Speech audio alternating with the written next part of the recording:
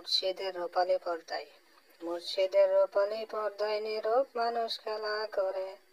তারে ধরে কেমন করে, তারে ধরে কেমন করে, 10 দিকে তার মুখ দেখা যায়, যেদিক দিয়া যে দিশা পায়।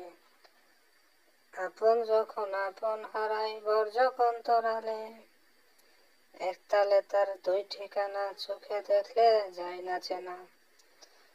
না দেখায় তার মূল ঠিকানা, একটু যেজন ধরে। কোন কালে তুই রসুল পাইলে, কোন কালে তুই মক্কা গেলে, অনুমানে সেজদা দিলি বর্তমান খোদারে।